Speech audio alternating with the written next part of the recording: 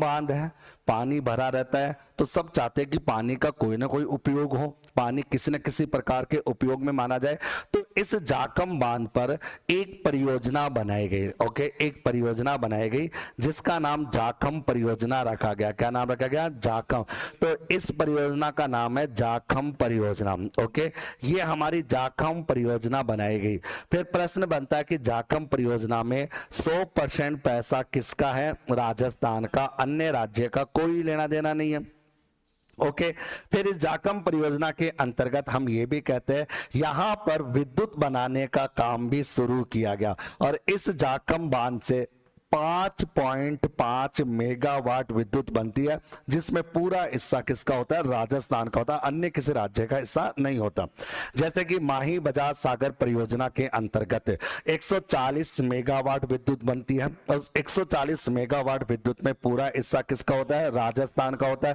जाखम परियोजना के अंतर्गत भी यही कहानी होती है कि जाखम परियोजना के अंतर्गत जो 5.5 मेगावाट विद्युत बनती है वो आपकी राजस्थान की होती है, अन्य राज्य का किसी भी प्रकार से कोई हस्तक्षेप नहीं होता। ओके, तो ये हो गई आपके जाखम बांध की कहानी जो कि आप लोगों के सामने आती है।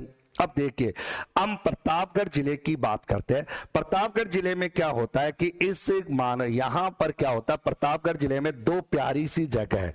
इस जाखम बांध के पास में दो जगह, एक का नाम है केसरपुरा, एक का नाम क्या है? केसरपुरा। केसरपुरा भी प्रतापगढ़ में आता है और एक आता है मानपुरा। मानपुरा भी कहाँ आता है? प्रतापगढ़ में आता है। ये दो जगह इतनी प्यारी है कि यहाँ पर डायमंड, हीरे के भंडार सबसे ज्यादा मात्रा में देखने को मिलते हैं। भाई राजस्थान में सोना जो है वो कहाँ है? बांसवाड़ा में। हीरे के भंडार कहां पर है? आप लोगों के प्रतापगढ़ जिले में। सबसे ज्यादा हीरा प्रतापगढ़ जिले में होता है, जबकि हम जानते पन्ना कहां है? राजसमंद में। पन्ना राजसमंद में है, सोना है वो बांसवाड़ा में, हीरा कहां पर है? प्रतापगढ़ में। ये कहानी अपन देखेंगे, केसरपुरा और मानपुरा की कहानी को भी हमने समझेंगे। ये कहानी प्रतापगढ़ जिले से संबंधित होती है, जहां का अभ्यारण्य सीता माता वन्य जीव अभ्यारण्य, जिसकी उड़न गिलेरी होती है, जिसे स्थानीय भाषा में मसोबा कहते हैं। यहाँ का जो मसोबा होता है वो आपके महुआ वृक्ष में जाकर छिप जाती है, ये भी हमें पता। और इस सीता माता वन्य जीव अभ्यारण्य से होकर जो नदी गुजरती है उस नदी का नाम जाखम नदी होती है। ओके, और ये जाखम नदी जो होती है वो आपकी माही नदी की सहायक नदी होती है। चलिए, एक कहानी तो कंप्लीट हो जाती है। कहानी के दूसरे पन्ने की तरफ अपन बढ़ते हैं। फिर अपन जानते हैं ये राजस्थान का कौन सा जिला है? उदयपुर। उदयपुर के अंदर एक पहाड़ी है, उस पहाड़ी का नाम है बिच मेड़ा की पहाड़ी। ऋषभ देव आता है उदयपुर में तो बिच मेड़ा की पहाड़ी होती है और इस बिच मेड़ा की पहाड़ी से एक प्यारी सी नदी निकलती है, उस नदी का नाम सोम नदी होता है। कौन सी नदी होता है? सोम नदी।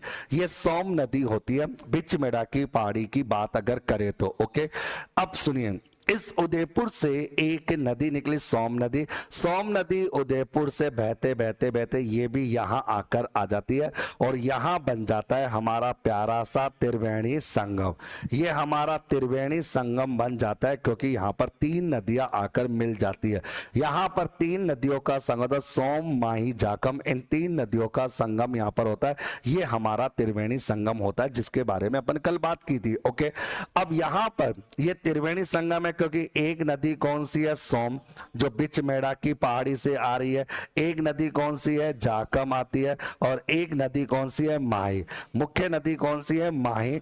तो ये तीन नदियां मिलकर यहाँ पर एक त्रिवेणी संगम बनाने का कार्य करती है। मतलब यहाँ पर एक प्यारा सा त्रिवेणी संगम आपका बन जाता है। फिर उसके बाद अब बात करते हैं कि सोम नदी। सोम नदी जब बन रही है तो सोम, यहाँ उदयपुर के अंदर सोम नदी पर एक परियोजना बनाई गई, उसका नाम है सोम कागदर परियोजना। क्या नाम है उसका? सोम कागदर परियोजना। ये एक सिंचाई परियोजना है जिससे उदयपुर जिला लाभान्वित होता है। और सोम कागदर परियोजना कौन सी नदी पर बनी हुई है? सोम नदी पर। जिला बोले तो कौन सा है? उदयपुर। ओके। फिर इसी सोम नदी पर डूंगरपुर जिले को जलापूर्ति कराने के लिए एक योजना बनी है जिसका नाम है सोम कमला अंबा परियोजना। क्या नाम है इसका? सोम कमला अंबा परियोजना, जो कि डूंगरपुर जिले को लाभान्वित करने का कार्य करती है। डूंगरपुर जिले को लाभान्वित करने की बात अपन यहां पर करेंगे। ओके, अब मेरी बात को ध्यान सुना। देखो, सोम नदी पर एक बांध कौन सा है? सोम कागदर परियोजना, जो कि उदयपुर जिले को लाभान्वित करती है। और सोम कमला अंबा परियोजना जो होती है वो डूंगरपुर जिले को लाभान्वित करने का कार्य करती है। अगर बात करें तो अब देखिए, एक्चुअल में हम हमारे राजस्थान के दक्षिणी राजस्थान की कहानी को समझने की कोशिश कर रहे हैं। ये कौन सा राजस्थान है? दक्षिणी राजस्थान। पहले ये समझ लो, दक्षिणी राजस्थान की बात करते हैं। अब मैं थोड़ा सा आपको अलग चीज पढ़ाने की कोशिश करता हूं। भाई, आप दक्षिणी राजस्थान को पढ़ रहे हो, दक्षिणी राजस्थान के अंतर्गत मुख्यतः जिले आपके ये सारे आ जाते हैं।